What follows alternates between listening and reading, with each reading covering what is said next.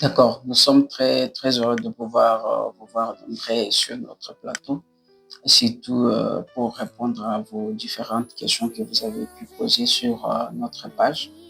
On n'avait pas fait semblant à répondre. C'est juste qu'on attendait qu'il y ait les bons nombres de questions afin que nous puissions les répondre une fois pour toutes. Et ça prouve réellement que vous nous suivez et vous nous faites confiance. Nous sommes, n'est-ce pas, fiers de vous. D'accord.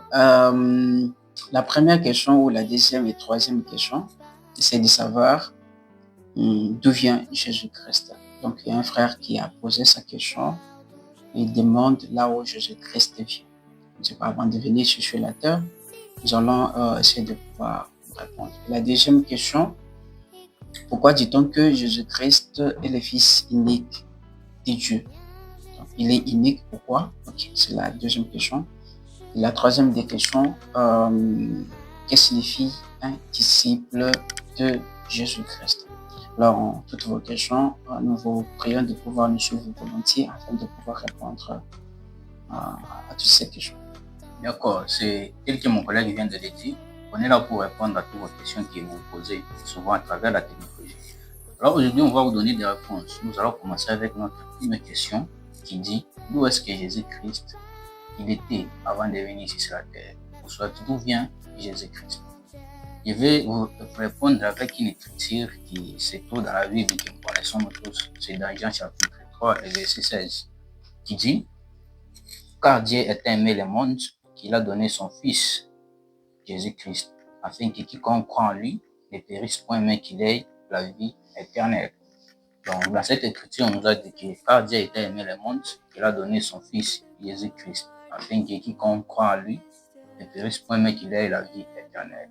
Dieu l'a envoyé Jésus-Christ de venir ici sur la terre. Pourquoi il l'a envoyé? Parce qu'il était avec lui dans sa présence. Jésus-Christ, il était avec Dieu au ciel avant de venir ici sur la terre. Je vais ajouter une écriture encore. C'est dans Matthieu chapitre 1, les versets 20 et 21. C'est l'histoire de Marie et Joseph, que nous connaissons tous cette histoire. Alors, je vais prendre seulement des versets. Je peux lire 20, on nous dit, comme il y pensait, voici un ange du Seigneur lui a apparu en songe et dit, Joseph, fils de David, ne crains pas de prendre avec toi Marie, ta femme, car l'enfant qu'elle porte vient du Saint-Esprit.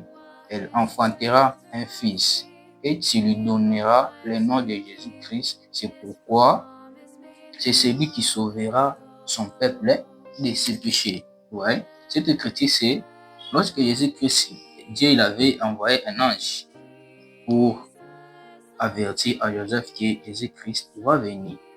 Et il a dit à la fin qu'il va lui donner le nom de Jésus-Christ. C'est celui qui va sauver le monde ici sur la terre. C'est de même avec l'écriture de Jean chapitre 3, le verset 16.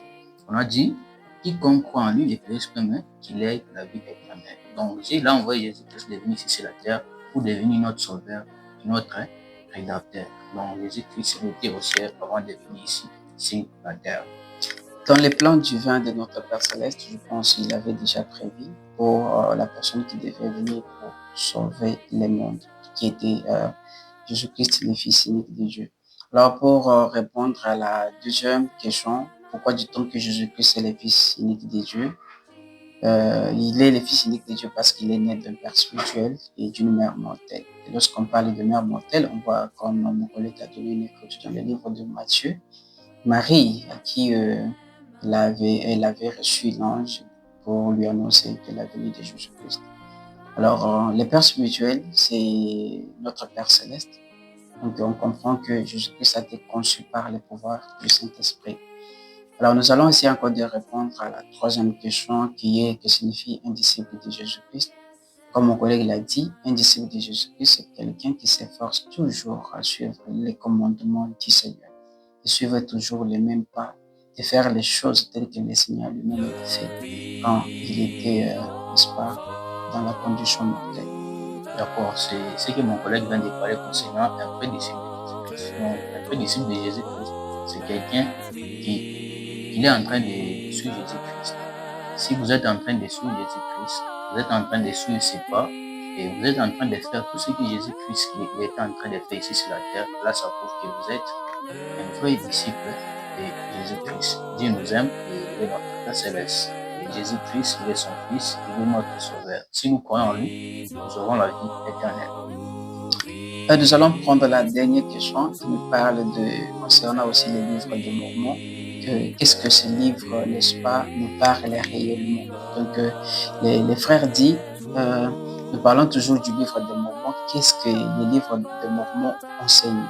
Le livre de Mormon étant les seconds témoignages de notre Sauveur Jésus-Christ. Et ça nous parle toujours de Jésus-Christ du début jusqu'à la fin. Alors, je vais prendre une écriture.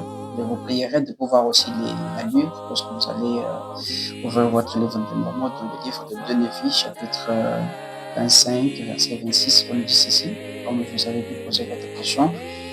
Il dit, et nous parlons du Christ, nous nous réjouissons dans le Christ, nous prêchons le Christ et nous prophétisons concernant le Christ.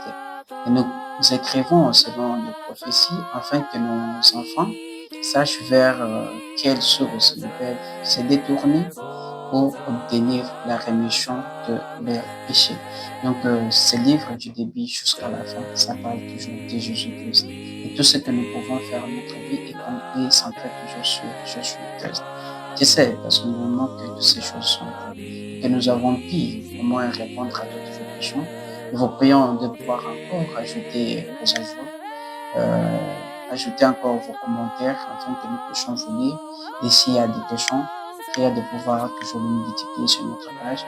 Et nous vous prions aussi de pouvoir vous abonner et liker afin que nous puissions, que cette vidéo puisse permettre à d'autres personnes de pouvoir la découvrir, de lire et d'écouter, afin qu'ils puissent aussi avoir la même connaissance et être instruits sur les principes du vin de notre Seigneur Jésus-Christ.